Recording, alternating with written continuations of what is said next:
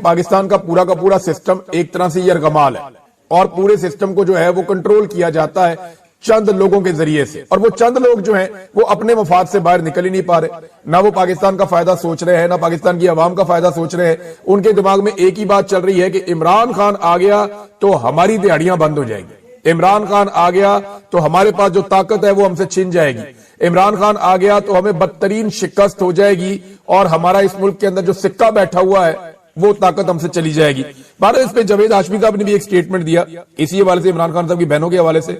انہوں نے کہا کہ اسٹیبلشمنٹ اس وقت راہ فرار ڈھونڈ رہی ہے، وہ اب ایکسپوز ہو چکے ہیں، علیمہ خان حکمت عملی سے چل رہی ہیں، خان کی رہائی اب عمران خان کی بہنوں کے ہاتھ میں ہے، یعنی انہیں لگتا ہے کہ عمران خان صاحب کی بہنیں اب ان معاملات کو آگے چلائیں گی اور ان کی بہنوں کے ذریعے سے عمران خان صاحب کی رہائی ہوگی۔ سب سے پہلے ڈونلڈ ٹرمپ کا ایک سٹیٹمنٹ، اور یہ سٹیٹمنٹ ایران کے حوالے سے ہے۔ اب ذرا ڈونلڈ ٹرمپ کا ٹویٹ آپ دیکھیں، if Iran shoots and violently kills peaceful protesters, which is their custom, the United States of America will come to their rescue. We are locked and loaded and ready to go. Thank you for your attention to this matter, President Donald J. Trump. Trump یہ کہہ رہا ہے کہ اگر ایران نے قتل کیا پرامن مظاہرین کو یا ان پر گولی چلائی، جو کہ ان کی ایک روایت ہے، تو امریکہ جو ہے وہ ان کی مدد کے لیے آئے گا۔ جس وقت آپ یہ پرامن مظاہرین کو ماریں گے، ہم ان کی مدد کے لیے پہنچیں گے۔ اور آپ کی توجہ کا بہت شکریہ ڈونلڈ ٹرمپ۔ لیکن پاکستان کے اندر پورا کا پورا الیکشن چوری ہو گیا، پاکستان کے سب سے مقبول رہنما کو جیل میں ڈالا ہوا ہے، اور عمران خان صاحب کی پارٹی نکلتی ہے احتجاج کرنے کے لیے، اور اس سے پہلے 9 مئی کو قتل عام ہوتا ہے، تب بھی امریکہ کسی قسم کا رسپونڈ نہیں کرتا۔ 26 نومبر کو لگ بھگ 15-14 لوگ قتل کر دیے جاتے ہیں سرعام، سینکڑوں لوگوں کو گولیاں مار دی جاتی ہیں، لیکن ڈونلڈ ٹرمپ کا ایسا کوئی ٹویٹ نہیں آتا۔ مریدکے میں ایک بہت بڑا قتل عام ہو جاتا ہے، بہت سارے لوگ غائب ہو جاتے ہیں، ابھی تک کوئی ٹویٹ نہیں آیا۔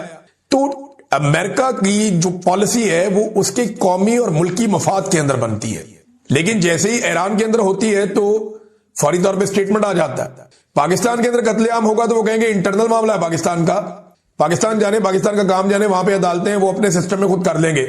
لیکن ایران کے اندر ہوتا ہے تو وہ کہتے ہیں انٹرنل معاملہ نہیں، ہم آ رہے ہیں مدد کرنے کے لیے۔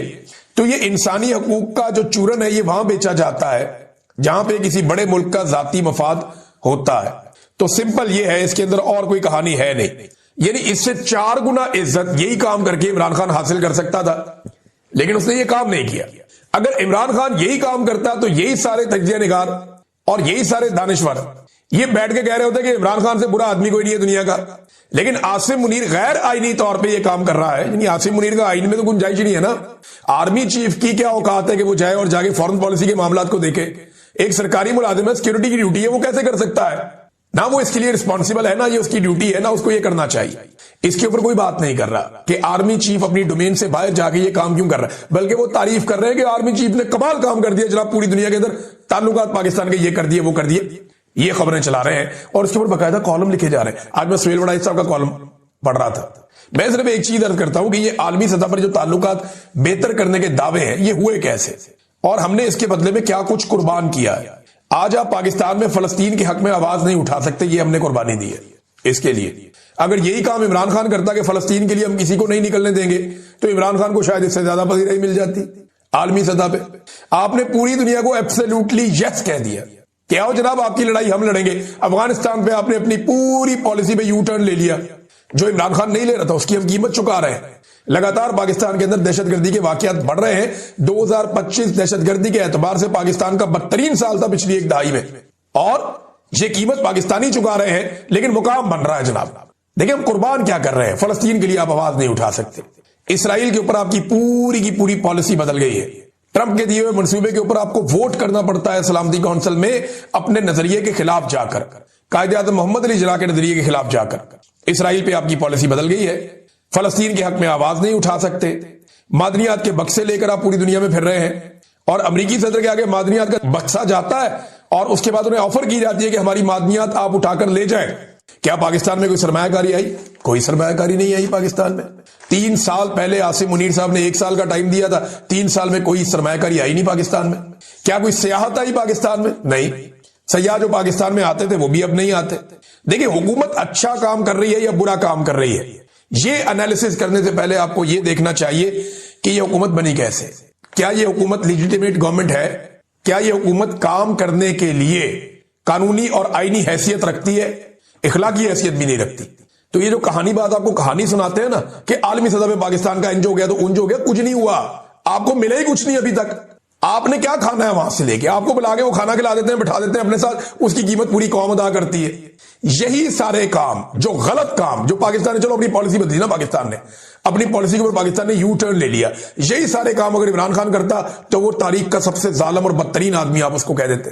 لیکن یہی سارے یو ٹرن لے کے پاکستان کی پالیسیاں تبدیل کر کے, پاکستان کی نظریاتی جو پالیسیز ہیں پرانی ان کو تبدیل کر کے, جب آپ عالمی سطح پہ تھوڑا سا نکل کے آتے ہیں اور اس کا ٹکے کا فائدہ پاکستان کو نہیں ہوتا تو آپ کہتے ہیں جناب بڑا کمال ہو گیا.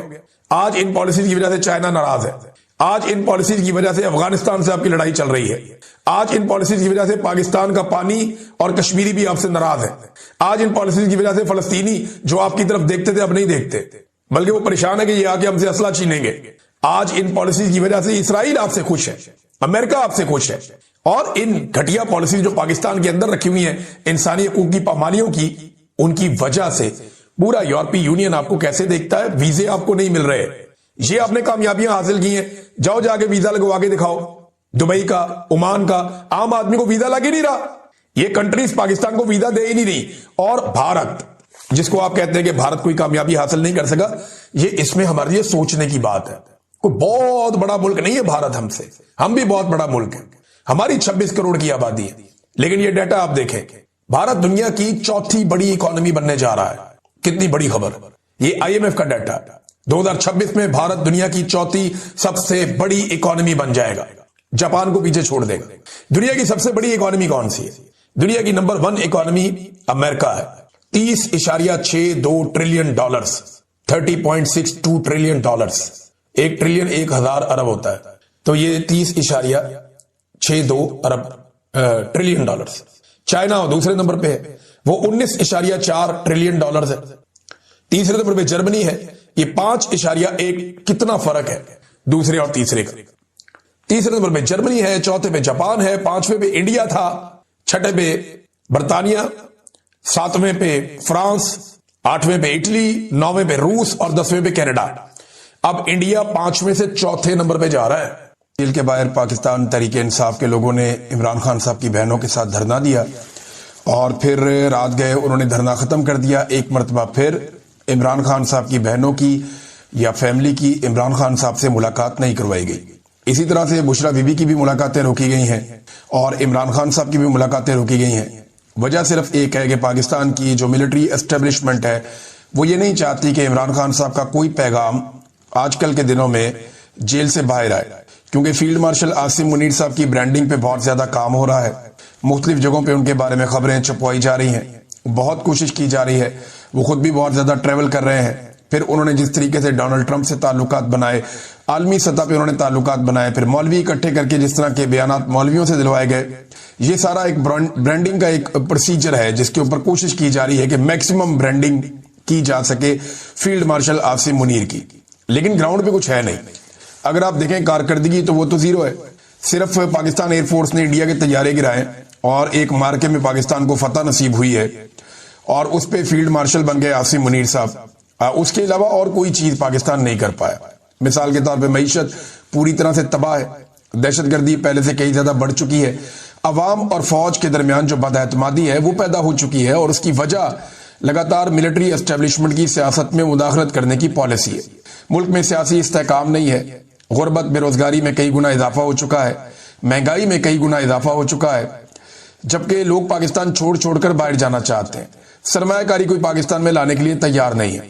پی آئی اے کو انہوں نے بیچا, وہ کیا حالت ہوئی میں آگے چل کے آپ کو بتاؤں گا. لیکن اس برانڈنگ کو بچانے کے لیے عمران خان صاحب اور ان کی اہلیہ کو جیل میں ملاقاتوں پر پابندی لگا کے کوئی بھی پیغام باہر نہ آئے اس کا بندوبست کیا گیا ہے.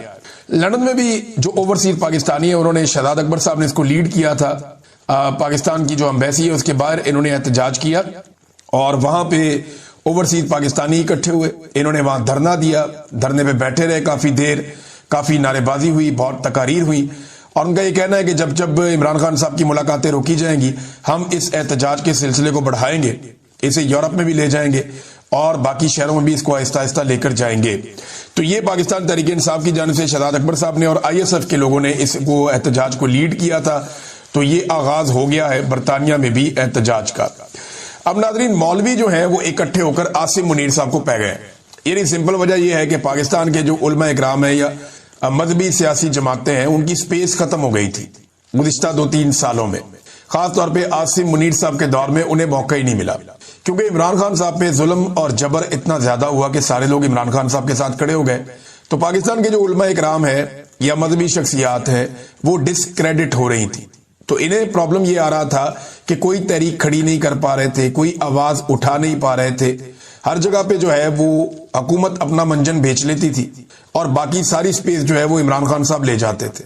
تمام جو ہارڈ اینڈ فاسٹ قسم کے مواقف اپنائے ہیں وہ پاکستان تحریک انصاف نے اور عمران خان صاحب نے اپنائے ہیں. مار بھی انہوں نے بہت کھائی. تحریک لبیک بیچ میں کھڑی ہوئی لیکن جس طرح سے انہیں کچلا گیا اور جیسے ان کی قیادت کو غائب کر دیا گیا, وہ دونوں رضوی برادران ابھی تک نہیں ملتے. اور جو لوگ موجود ہیں ان سے میری کبھی ٹیلی فون پہ بات ہو تو بیچارے کچھ بول نہیں سکتے, نہ ان کے پاس کوئی انفارمیشن ہے, نہ گائیڈنس ہے, نہ وہ بات کر سکتے ہیں. تو جو مولوی حضرات ہیں ان کے پاس, کیونکہ ان کا پاکستان کی سیاست میں بڑا پرانا اثر ہے, تو مسجد اور ممبر اور مدارس ان کے پاس ہیں. تو یہ بڑے عرصے سے کوشش کر رہے تھے لیکن یہ ان نہیں ہو پا رہے تھے. پاکستان کی پالیٹکس میں ان کو سپیس نہیں مل رہی تھی. تو ابھی عاصم منیر صاحب نے کچھ اقدامات کیے جن سے انہیں سپیس مل گئی اور اب یہ رل کے فیلڈ مارشل عاصم منیر کے خلاف کھڑے ہو گئے.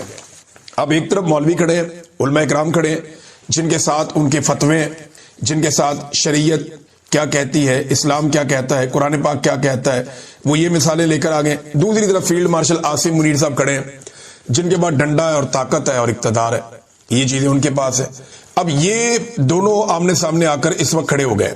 ایجنسیوں کو اس وقت سب سے بڑا پرابلم یہ ہے کہ مولویوں نے جس قسم کی باتیں کر دی ہیں یا یہ جو عالم ہیں انہوں نے جو کچھ کہہ دیا ہے, اگر اس پہ واقعی عمل درآمد ہونا شروع ہو گیا اور مسجد اور ممبر سے آواز اٹھنا شروع ہو گئی عاصم منیر صاحب کے خلاف, تو یہ ایک نئی آگ لگ جائے گی اور عاصم منیر صاحب کی مشکلات میں بہت زیادہ اضافہ ہو جائے گا.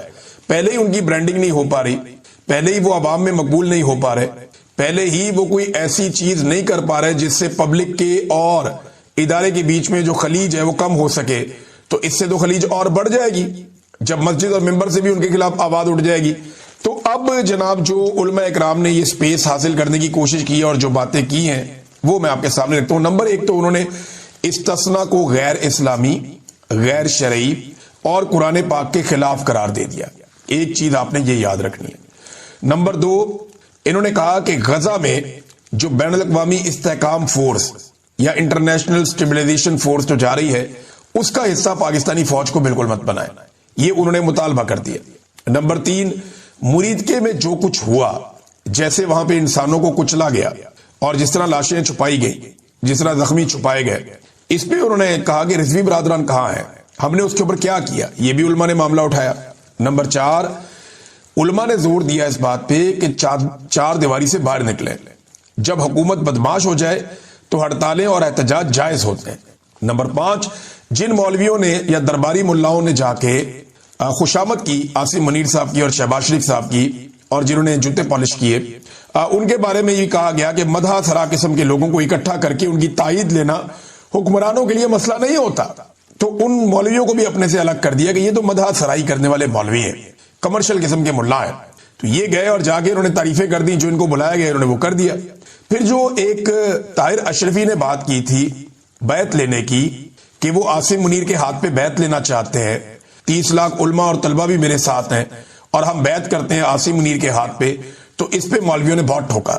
یہ طاہر اشرفی صاحب کو علماء اکرام نے چنگی بھلی کلاس لے لی انہوں نے, اور انہوں نے کہا جی وہاں یہ نعرے لگانا کہ تمام علماء بیعت کے لیے تیار ہیں یہ بالکل غلط ہے, یہ لوگ خلیفہ اسلام بن کر بیعت لینے نہیں آئے.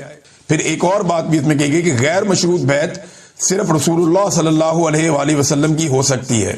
یہ جناب علماء اکرام نے کہا. میں نے طاہر اشرفی صاحب کو یہ بات سمجھائی تھی کہ سرکاری ملازم کے ہاتھ پہ بیعت نہیں کرتے, سرکاری ملازم کے ہاتھ میں تنخواہ رکھتے ہیں.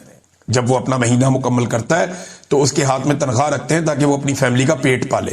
اس کے ہاتھ پہ بیعت نہیں کی جاتی کیونکہ یہ بیچارہ ریٹائر ہو جاتا ہے نا, پھر نیا آ جاتا ہے, پھر نیا آ جاتا ہے. فرض کریں کل کو کوئی اور ایسا آرمی چیف آ جاتا ہے جس کے عقائد آپ سے نہیں ملتے, تو کیا آپ اس کے ہاتھ پہ بھی بیعت کر لیں گے؟ ایسے نہیں ہوتا. سرکاری افسران کو تنخواہیں دی جاتی ہیں.